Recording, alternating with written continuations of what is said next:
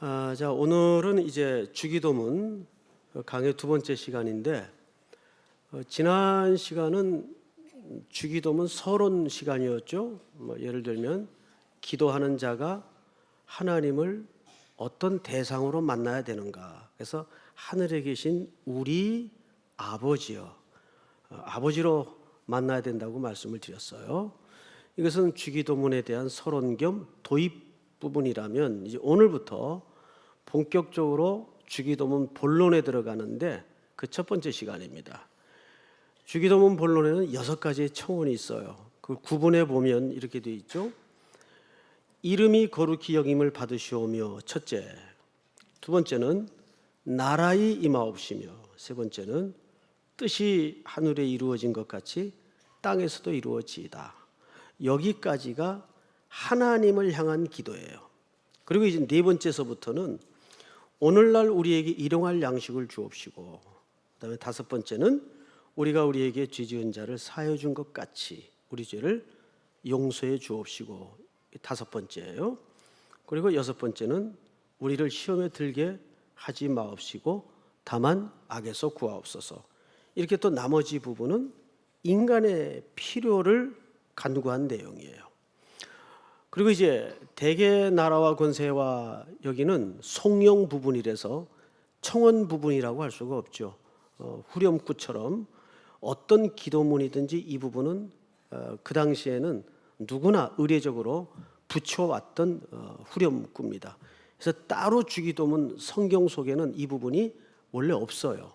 근데 우리가 주기도문을 만들면서 이 부분을 당시 관습에 따라서 첨가하여 붙인 겁니다. 자, 원래 주기도문은 이렇게 6개의 청원으로 구성이 되는데, 첫 번째 세 파트가 세 가지 종류가 대신 관계의 기도라면, 나머지 세 개는 대인 관계의 기도입니다. 그런데 오늘 주보를 보니까 제목이 이렇게 돼 있어요. 기도의 순서를 뒤집어라. 솔직하게 저도 수많은 시간, 수많은 경우, 또 수많은 현장에서 기도를 하지만 늘 먼저 나오는 기도가 나의 절실함이나 필요가 항상 먼저 나옵니다. 그럼 어쩔 수가 없어요. 여러분들도 크게 다르지 않을 것 같아요. 이 인지상정이죠. 자기의 절실함과 어떤 다급함 내지는 필요가 기도 속에 먼저 나오는 게 맞습니다. 그런데 오늘 주기도문을 우리 이제 공부하면서 이 순서를 뒤집어야 돼요. 그런 차원에서 오늘 내용도 중요하지만 내용만큼 순서가 갖는 의미도 굉장히 큽니다. 여러분, 순서라는 것은 중요한 메시지예요. 우리가 보통 저 사람 경영을 잘한다, 그 기준이 뭡니까? 성경에서 이 경영이라는 단어가 등장을 하죠. 잠언서에 보면 마음의 경영은 나오는 경영이라는 단어가 있어요. 이 경영이라는 단어는 첫 번째가 무엇이 더 중요하고 무엇이 덜 중요한지를 구분하는 능력과, 또 하나는 그래서 뭘 먼저 하고 뭘 나중할지를 아는 순서를 정할 수 있는 능력을 합한 걸 경영 능력이라고 얘기해요. 사람이 사는 문제가 결국 다 두 가지에 걸립니다. 뭐가 더 중요하고 뭐가 덜 중요하냐, 이거 구분하지 못하니까 인생에 혼란이 오는 거죠. 또 하나는 그래서 뭘 먼저 해야 되고 뭘 나중에 해야 되냐를 결정하는 능력, 이걸 뒤집으니까 혼란이 오는 거예요. 여러분, 중요하다고 해서 꼭 먼저 하는 법은 없습니다. 중요하기 때문에 나중에 하는 일들이 참 많아요. 이렇듯이 순서를 결정하는 건 그 사람의 능력이에요. 주기도문이 이 순서가 굉장히 중요합니다. 페북에 어느 지인이 올린 글인데 재미삼아 읽다가 제가 웃었어요. 야, 이게 정말 순서에 따라서 이렇게 의미가 달라지는구나. 그 글을 한번 발췌했는데 볼까요? 올려주세요. 제가 읽습니다. 결혼 전 남자, 솔직히 말할게, 정말 너무너무 좋아. 목 빠지게 기다리던 행복한 날이 내 인생에 찾아온 거야. 여자, 내가 당신을 떠난다면 어떻게 할 거야? 남자, 그런 건 꿈도 꾸지 마. 여자, 나 사랑해? 남자, 당연하지, 죽을 때까지. 당신 바람 필 거야? 뭐 도대체 그걸 말이라고 해? 여자, 매일매일 청소해 줄 거야? 기회 될 때마다. 여자, 당신 나 때릴 거야? 미쳤어? 사람 보는 눈이 그렇게 없어? 나 당신 믿어도 돼? 응. 여보, 이렇게 이제 애교를 피는 거예요. 근데 이거를 이제 결혼 후에 거꾸로 한번 읽어보십시다. 여보, 응? 결혼 후입니다. 여보, 응? 나 당신 믿어도 돼? 미쳤어? 사람 보는 눈이 그렇게 없어? 당신 다 때릴 거야? 기회 될 때마다. 매일 청소해 줄 거야? 뭐 도대체 그걸 마이라고 해? 당신 바람 필 거야? 당연하지, 죽을 때까지. 나 사랑해? 그런 건 꿈도 꾸지 마. 내가 당신을 떠나면 어떡할 거야? 목 빠지게 기다리던 행복한 날이 내 인생에 찾아온 거야. 한 글자도 안 바꿨어요. 그런데 밑에서부터 읽는 것과 순리적인 순서로 읽는 것과 의미는 완전히 달라요. 이 표현만 그럴까요? 모든 인생이 다 그래요. 어떻게 순서를 잡느냐. 그런데 마태복음 6장에 보니까 너희는 먼저 그의 나라와 의를 구하라. 그리하면 이 모든 것을 너희에게 더하시리라. 거기 먼저 구할 것이 있다는 거죠. 그 첫 번째가 오늘 간구입니다. 이름이 거룩히 여김을 받으시오며. 자, 이 말이 왜 첫머리에 등장을 할까? 우선 이 짤막한 한 절을 우리가 조금 세분화시켜서 설명을 좀 시작하겠습니다. 우선 이름입니다. 성경에는 하나님에 대한 이름이 크게 두 가지로 쓰여집니다. 우선 방금 말씀드린 하나님이라는 표현이 나와요. 이걸 우리가 히브리 말로는 엘 또는 엘로힘 이렇게 부르기도 합니다. 하나님이에요, 하나님. 그리고 두 번째는 여호와 또는 원문에 가깝게 발음을 하자면 야훼, 같은 표현이에요.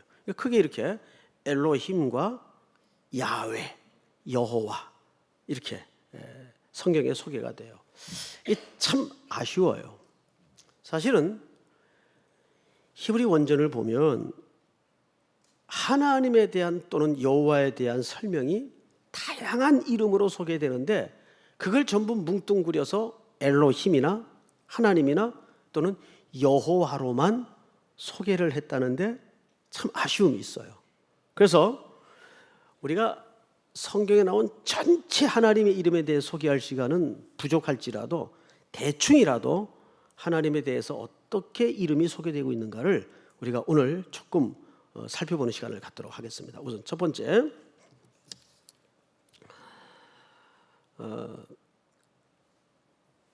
하나님의 이름이 엘 또는 엘로힘입니다. 그런데 이 말은 죄송하지만 하나님에게만 붙였던 고유명사가 아니에요.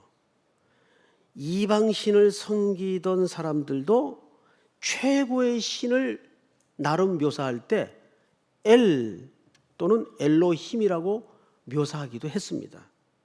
그거를 우리가 보통 명사처럼 지금 쓰는 거예요. 하나님. 그런데 적어도 성경에서 이것이 하나님의 존재를 표시하는 이름이 되어서 쓰여질 때는 우선 세 가지 개념이 담아집니다. 창조, 능력, 권능을 얘기합니다. 그러니까 우리가 기도할 때 엘로힘의 하나님 이렇게 그냥 기도하는 것과 하나님이라고 기도하는 것과 벌써 실리는 비중과 무게가 틀려요. 엘로힘의 하나님 그러면 벌써 하나님의 속성을 우리가 건드리는 겁니다. 하나님은 전능하시고 하나님은 능력이 있으시고 하나님은 창조주의 하나님이 아니십니까? 이렇게 하나님을 향하여 들어가는 거예요. 그러면 그 기도를 받으시는 대상인 하나님의 입장에서 다르죠. 그리고 두 번째, 하나님에 대해서 처음 들어보실 거예요. 엘 엘리온이라는 표현이 있어요. 엘 엘리온. 이 말은 우주 만물, 보이는 피조 세계에서부터 보이지 않는 세계에서까지 가장 홀로 칭송과 영광을 받으시기에 합당한 하나님 할 때 엘 엘리온이라는 단어를 씁니다. 우리가 기도할 때 그냥 하나님이라는 것과 이렇게 하나님에 대한 속성을 구체적으로 알아서 외워서 엘 엘리온의 하나님, 그러면 이 피조 세계를 넘어 이 피조 세계에 이르기까지 존귀와 칭송과 영광을 홀로 받으시기에 합당한 하나님, 이렇게 기도하는 거하고 감 자체가 완전히 틀린 거예요.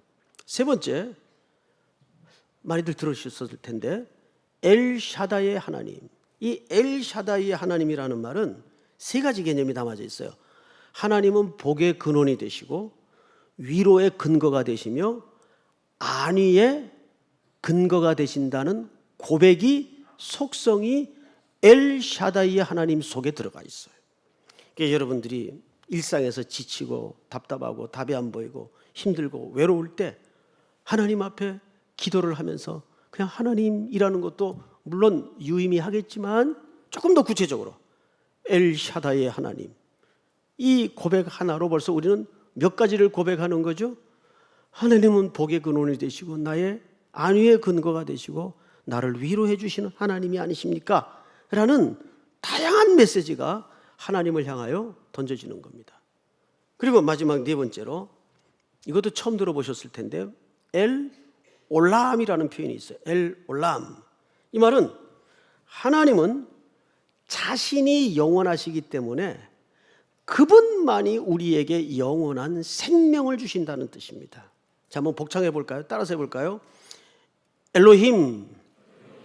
두 번째는 엘 엘리온. 세 번째는 엘 샤다이. 네 번째는 엘 올람. 기억이 안 나시면 이제 인터넷에 올려진 설교를 다시 한번 들으면서 정리를 해두면 기도할 때 굉장한 유익이 될 겁니다. 이제 다른 표현으로 넘어가십시다. 여호와라는 표현으로 넘어가세요. 성경에는 이 두 표현이 소개됩니다. 여호와, 야훼라고도 불리우는데 어느 학자가 이 하나님에 대한 이름을 연구하면서 시편 23편을 통해서 하나님의 이름을 설명하는데 기가 막히게도 이 시편 23편 안에 하나님의 이름이 다 나타나 있어요. 자, 어떻게 나타나는가를 한번 볼까요? 시편 23편 1절이 어떻게 시작이 되던가요? 여호와는 나의 목자시니. 이 말은 여호와 라하입니다. 라하. 따라서 해보십시다. 여호와 라하. 이 말이 무슨 뜻이에요? 여호와는 내 평생을 거느려 주시고 인도하시는 목자 되시는 하나님이란 뜻입니다. 여호와 라하. 그 다음에 두 번째는 여호와는 나의 목자시니 내게 부족함이 없다. 이 말은 따라서 합니다. 여호와 이레. 창세기 22장에 보시면 이삭을 대신하여 하나님의 번제물을 준비하시죠. 그때 하나님의 이름이 하나 설명되는데 여호와 이레의 하나님, 여호와께서 친히 우리의 모든 쓸 것을 필요를 준비하신다. 그러니까 그냥 맹숭맹숭하게 하나님, 여호와 하나님 이렇게 기도하는 것보다는 그 하나님의 이름 속에 담아진 일일이 자세한 속성을 건드려서 기도를 하면 들으시는 아버지의 입장에서도 어떻게 들으실까요? 진솔하게 우리를 전부 받아들이시는 거예요. 여호와 이레의 하나님. 그 다음에 여호와는 나의 목자시니 내게 부족함이 없으리로다. 그가 나를 푸른 초장에 쉴 만한 물가로 인도하시는도다. 자, 안식에로 우리를 인도하신다는 말은 따라서 합니다. 여호와 샬롬. 예, 여호와 샬롬이에요. 우리 인류의 멀고 긴 험한 여정은 전부 무슨 싸움이에요? 하나님의 안식에로 들어가는 싸움이에요. 그래서 그분은 우리에게 유일하게 마지막 샬롬이 되어 주십니다. 그래서 부활하신 예수님께서 두려움에 묶여있던 제자들 공동체에 나타나셔서 처음으로 선언하셨던 축복 축복이 뭡니까? 너희에게 샬롬이 있을지어다, 평강이 있을지어다, 그 말이. 그래서 성령을 주시죠. 여호와 샬롬. 그분은 우리를 푸른 초장으로 쉴만한 물가로 인도하시는 분이세요. 그 다음에 네 번째로 시편 23편 3절에 보면 내 영혼을 소생시키시고라는 표현이 있어요. 자, 소생하다는 말은 회복되다, 치료받다, 그 말이. 양들은 들판을 지나거나 박하의 험한 계곡을 통과하다 보면 맹수에게도 물어뜯기고 벌에게도 쏘이고 곤충에게도 쏘이고 괴로움을 당해요. 그래서 온몸이 이 풀밭을 지나다 보면 상처투성이가 됩니다. 또 지독한 근시인지라 목자의 안내를 때로는 자의적으로 벗어나게 되어서 고랑에 처박히기도 하고 넘어지기도 해요. 지들끼리 또 싸우기도 해요. 아주 민감한 동물인지라 상처가 많아져요. 그때 내 머리에 기름을 바르시고 내 영혼을 소생시키시고 치료하시는 하나님. 그래서 이 하나님을 뭐라고 소개했는가 하면 여호와 라파. 여호와 라파. 한번 따라서 할까요? 여호와 라파. 지금까지 네 가지를 소개했는데 기억이 되나 안 되나 한번 테스트 하십시다. 첫 번째 여호와 라하. 여호와 라하. 두 번째 여호와 이레. 여호와 샬롬. 시편 23편을 쭉 질서 있게 묵상하다 보면 이 이름이 다 걸려 올라와요. 그 다음에 네 번째가 여호와 라파. 다섯 번째 합니다. 2절에 보면 자기 이름을 위하여 무슨 길로 인도하실까요? 의의 길로 인도하세요. 이 치투케누 처음 들어보셨을 거예요. 여호와 치투케누. 그러니까 하나님은 우리의 뭐가 되세요? 의가 되세요. 치투케누. 우리 히브리서 강의하면서 우리가 온전하게 되는 방법은 퍼펙트하게 무언가를 완전히 구비하는 어떤 옵션이 아니라 그랬어요. 누가복음 15장의 둘째 아들의 모습처럼 거짓골이 되었지만 망가졌지만 그 인생을 누구에게로 향하는 겁니까? 아버지의 집으로 향하는 거예요. 그래서 히브리서 기자는 12장에 온전케 하시는 이인 예수를 바라보자. 그 말은 예수에게로 향해라, 그 말이. 그것이 우리가 온전하게 되는 방법인데 그것을 성경에서는 로마서 3장에 말씀하시기를 하나님의 한 의가 나타났으니 누굴 얘기할까요? 하나님의 의, 그리스도를 얘기하는 거예요. 그 의가 어느 날 내 인생 속으로 찾아오셔서 우리를 그 의와 묶어주시는 겁니다. 그럼으로써 우리가 의의 길로 인도되는 거죠. 예수에게로 향하는 여정을 얘기하는 거예요. 믿습니까? 우리는 스스로 조건을 갖춰 의로워질 수가 없어요. 우리는 일양한 단심, 일편단심, 그리스도를 향하는 싸움이에요. 그것이 진정한 안식에로 들어가는 싸움이에요. 그래서 예수님께서도 수고하고 무거운 짐진 인생들아 다 내게로 오라. 내가 너희를 쉬게 하리라. 그 안식을 초대하는 거죠. 하나님이 의가 되십니다. 여호와 치투케누. 그 다음에 여섯 번째로 시편 23편 4절에 보면 주께서 나와 함께 하심이라. 임마누엘, 즉 여호와 샴마입니다. 히브리 말로 여호와 샴마. 그 말은 하나님이 나와 함께 하신다. 하나님이 함께 하시기 위해서 아들 예수 그리스도, 이 하나님의 형상을 우리에게로 육신의 몸을 입히어서 보내시는 겁니다. 그래서 그분이 임마누엘로 우리에게 영원히 거주하시도록 되어 있는 거예요. 믿습니까? 그게 여호와 샴마. 내가 고독하다고 느껴질 때, 외롭다고 느껴질 때, 이제는 다 떠나고 아무도 없다고 느껴질 때 여러분들이 신음을 내뱉듯 하나님의 보좌 앞에 앉아서 기도할 때 하나님의 이름을 어떻게 불러야 될까요? 여호와 샴마의 하나님, 여호와 샴마이신 하나님. 하나님이 나와 함께 하심을 내가 지금도 믿습니다. 내가 허로울 때, 고독할 때 여전히 하나님은 나에게 여호와 샴마이심을 믿습니다. 이제 마지막 일곱 번째입니다. 마지막 일곱 번째로 원수의 목전에서 내게 상을 베푸시니. 이 상은 그랑프리를 얘기하는 게 아니라 테이블이에요. 승리한 자들이 가족으로 초대되어 다 같이 나누는 식탁을 얘기합니다. 이것은 승리자에게만 초대되는 영광스러운 자리예요. 즉 승리를 보장하는 겁니다. 그래서 원수의 목전에서 내게 상을 베푸신다는 말은 최종적 승리가 하나님께 있다는 것을 얘기하는 거예요. 승리가 뭡니까? 여호와 니시. 출애굽기 17장에 보면 이 말이 처음 만들어지죠. 도저히 넘볼 수도 없고 이길 수도 없고 싸울 수도 없는 대적인 아말렉과 이스라엘이 홍해를 막 건넌 그 광야에서 전쟁을 벌립니다. 대적이 안 돼요. 그런데 최종적 승리는 이스라엘 백성들이, 아니 하나님이 이기십니다. 그때 그 하나님을 모세와 여호수아는 뭐라고 노래하죠? 여호와의 니시가 되시는 하나님, 우리의 최종적 승리가 되시는 하나님. 믿습니까? 지금은 무너지는 것 같고 망한 것 같고 패배한 것 같고 끝이 난 것처럼 내 마음에 고통이 밀려올지라도 아직 여기가 끝이 아니다. 여기가 끝이 아니다. 그래서 사도 바울은 뭐라 그랬어요?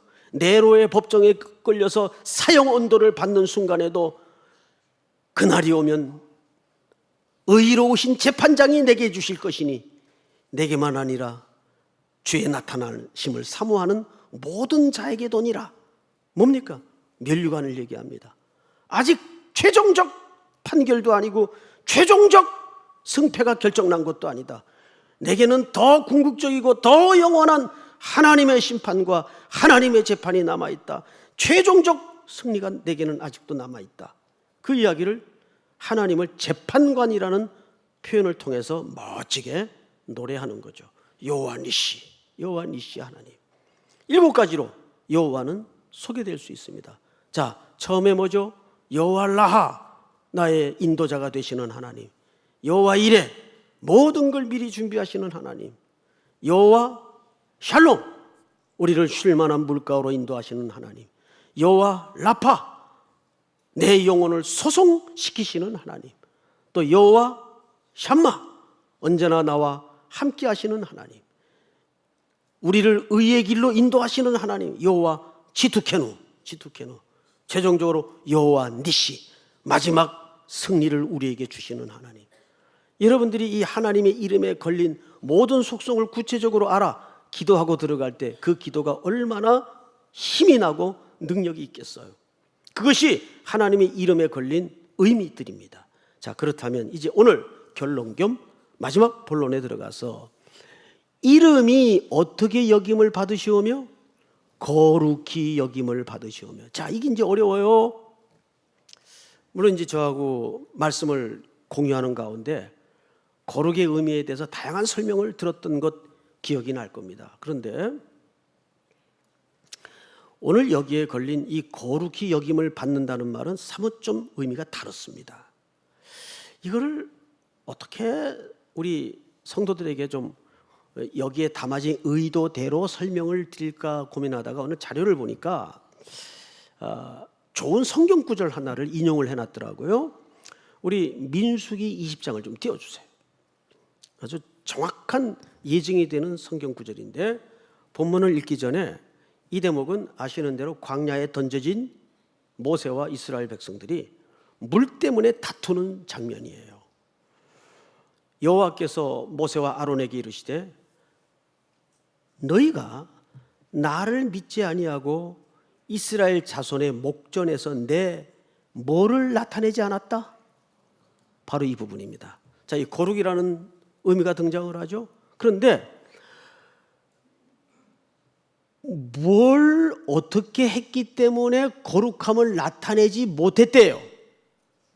예? 앞에 보니까 너희가 나를 어떻게 함으로 믿지 아니하고. 그러면 그분의 이름을 거룩히 여기려면 어떻게 하면 될까요? 그분을 신뢰하면 돼요. 그분을 온전히 의지하고 온전히 믿는 겁니다. 아하, 여기서 말하는 거룩의 개념은 또 다른 측면을 갖고 있구나. 어떤 거예요? 그의 이름을 거룩히 여긴다는 것은 그분을 어떻게 한다는 뜻입니까? 그분을 온전히 믿고 온전히 의지하고 온전히 순종하는 걸 성경은 뭐라고도 한다고요? 그분의 이름을 거룩히 여기는 거예요. 믿으십니까? 자, 이게 아직 좀 이렇게 실감이 잘 안 나죠. 아주 기맥힌 본문 하나가 추가로 이렇게 설명을 할 수가 있는데 이 부분은 좀 중요하니까 우리 같이 좀 찾읍시다. 오늘 본문 다음 장이 7장인데 7절서부터 7장 7절서부터 소개를 좀 하겠습니다. 한 절씩 교독합니다. 구하라 그리하면 너에게 주실 것이요 찾으라 그리하면 찾아낼 것이요 문을 두드리라 그리하면 너에게 열릴 것이니. 다 같이 시작. 구하는 이마다 받을 것이요 찾는 이는 찾아낼 것이요 두드리는 이에게는 열릴 것이니라. 너희 중에 누가 아들이 떡을 달라 하는데 돌을 주며 시작. 생선을 달라 하는데 뱀을 줄 사람이 있겠느냐. 너희가 악한 자라도 좋은 것으로 자식에게 줄 알거든 하물며 하늘에 계신 너희 아버지께서 구하는 자에게 좋은 것으로 주시지 않겠느냐. 앞을 보세요. 여러분, 이 내용은 그 유명한 기도에 관한 교훈입니다. 자, 그런데 기도는 항상 양자가 있게 돼 있어요. 대상이 있고 구하는 자가 있어요. 근데 이걸 뭘로 묘사했는가 하면 자식과 아버지 관계로 묘사를 했어요. 자, 두 가지 예를 들었어요. 이 자식이 아버지에게 떡을 달라고 요구하는데 돌을 줄 아버지가 있겠느냐. 악한 자라도, 악한 못돼 먹은 아버지라도 좋은 것으로 주게 돼 있다. 또 한 가지 예를 들었어요. 생선을 달라고 그러는데 뱀을 대신 집어줄 아버지가 있겠느냐. 악한 아버지라도 좋은 걸 줄 안다. 그게 본성이다 그 말이. 그런데 하물며 하늘에 계신 너희 아버지께서 구하는 자에게 구하는 대로 줍니까? 좋은 것을 줍니까? 구하는 것과 좋은 것은 달라요. 자, 보세요. 여기에 간격이 있어요. 구하는 것은 우리가 구하는 거예요. 그런데 좋은 것은 누가 주시는 거예요? 그러면 좋은 것과 구하는 것이 다행히 일치한다면 제일 좋은 그림이지만 대개 이게 일치합니까? 안 합니까? 에? 대개 일치하지 않아요. 나는 B가 제일 좋은 것 같아서 B를 구하는데 아버지가 볼 때는 더 좋은 A가 있단다. 그리고 B를 안 주시고 A를 주세요. 이건 우리가 구했던 게 아니에요. 그럼 우리가 구했던 게 아니니까 응답이 안 된 건가요? 더 좋은 곳으로 하나님은 아버지이시기에 응답한다 그 말이에요. 자, 그런데 나머지 한 절에 알 듯 모를 듯한 문장 하나가 걸려 있죠. 12절을 보시면 이렇게 쓰여져 있어요. 그러므로라는 접속사는 주로 용례가 언제 쓰여지는 거죠? 앞에 이야기를 전부 받는 결어 내지는 결론으로 쓰는 겁니다. 그러므로 무엇이든지 남에게 대접을 받고자 하는 대로 너희도 남을 대접하라. 이게 뭔 얘기입니까? 자, 이제 앞을 보십시다. 아, 그러면 기도 응답을 잘 받으려면 남을 좀 잘 대접해야 되나? 그 얘기일까요? 이건 그 얘기가 아니에요. 하나의 비유입니다. 이 얘기는 이런 뜻이에요. 대접이라는 것은 이것도 상대 개념이죠. 자, 자녀의 입장에서 아버지를 아버지로 잘 대접하는 것은 어떻게 하는 게 잘 대접하는 걸까요? 막 껌 팔아가지고 연필 팔아가지고 꽁꽁 안 입고 안 쓰고 모았다가 이렇게 갖다 주면 아버지를 잘 대접하는 걸까요? 아버지가 소파에 앉아서 오랜만에 쉬면서 신문을 보고 있는데 그 발 아래서 초등학교 3학년 4학년짜리가 형제가 둘이 앉아가지고 걱정을 해요. 형, 내일 아침은 어떻게 먹어? 학교 갈 교통비는 있어? 형제끼리 초등학교 3, 4학년짜리가 그렇게 걱정을 하고 있다면 신문 보다가 아버지가 어떻게 할까요? 얘네들이 무슨 소꿉장난을 하나? 들어가 공부해! 소리 빽 지를 겁니다. 그거는 적어도 아버지에 대한 대접이 아니죠. 아버지에게 대해서 최고의 대접은 뭡니까? 아버지로서 그분을 신뢰하고 그분의 능력을 인정하고 그분을 믿고 그분께 맡기는 거예요. 그게 아버지에 대한 최고의 대접이에요. 그런데 자녀된 입장에서 그런 식으로 행동하고 살아가는 하나님의 백성들이 어마어마하게 많습니다. 말로는, 명분으로는 공경을 해요. 그런데 실제 보면 걱정을 자기가 끌어안고 자기가 다 고민하고 있어요. 그건 하나님을 대접하지 않는 겁니다. 하나님을 욕되게 하는 겁니다. 그분의 이름을 거룩히 여기지 않는 겁니다. 그 얘기예요. 남에게 대접을 받고자 하는 대로 남을 대접하는. 여기 그러니까 남은 누구로 비유한 겁니까? 하나님을 얘기하는 거예요. 우리 아버지를 얘기하는 거예요. 믿으십니까? 여러분 수많은 기도의 언어와 신앙의 고백을 한번 돌아보시라고요. 정말 그의 이름이 거룩히 여김을 받도록 내가 생각하고 고백하고 그렇게 실제 살고 있는가? 이 말은 우리가 기도하기 전에 기도의 내용이 무엇인가도 중요하지만 더 중요한 건 뭐라는 얘기예요? 기도의 태도와 자세를 얘기하는 거예요. 그 아버지를 아버지로 대접하고 있는가? 어렵죠?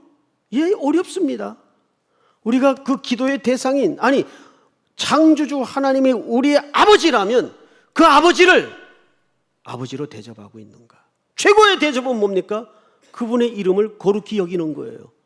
거룩히 여긴다는 것은 그분을 신뢰하고 그분께 모든 걸 맡기고 그분의 능력과 그분의 권능을 인정하는 겁니다. 그 문제를 아버지께로 내려놓는 거예요. 그때 비로소 그 문제는 아버지의 문제가 돼요.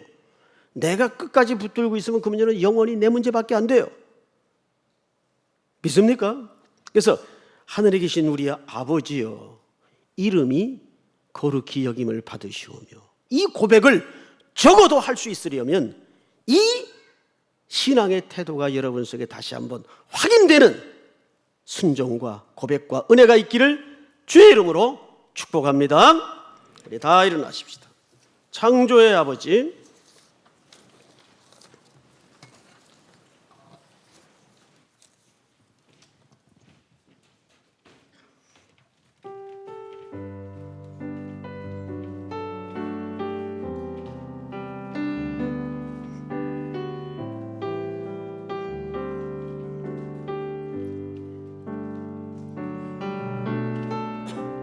창조의 아버지,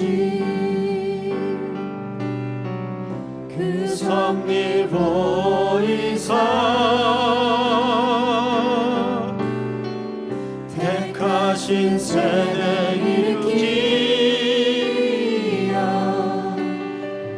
이 땅을 고치소서. 주의 크신 능력 만물이 사모하니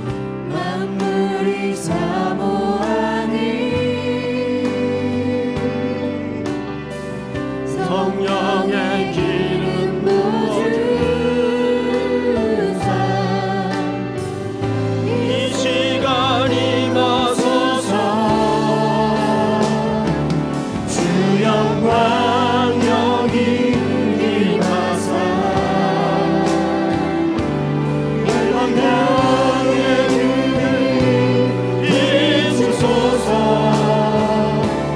주의 얼굴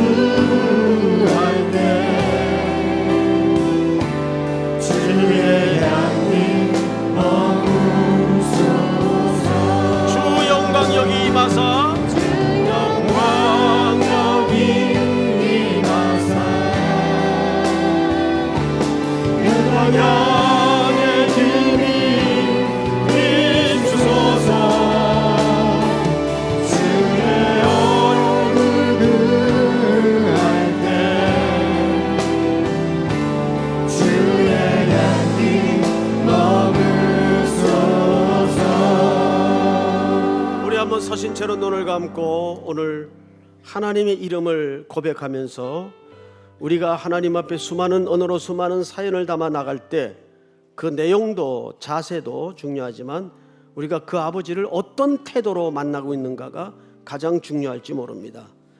여호와 라의 하나님, 여호와 이레의 하나님, 여호와 샬롬의 하나님, 여호와 라파의 하나님, 여호와 지두케네의 하나님, 여호와 샴마의 하나님, 여호와 니시의 하나님, 이 하나님의 이름이 나의 신실한 신앙의 고백으로 녹아지게 하시고 하나님께 나아가는 능력이 되게 하여 주시옵소서. 또 오늘 남은 이 썸데이를 위해서 수많은 주의 백성들이 이곳으로 향하여 달려와 복음을 듣고 하나님을 만날 수 있도록 우리 한번 주여 부른 다음에 소리내어 통성으로 기도합니다. 주여, 하나님 은혜를 감사합니다.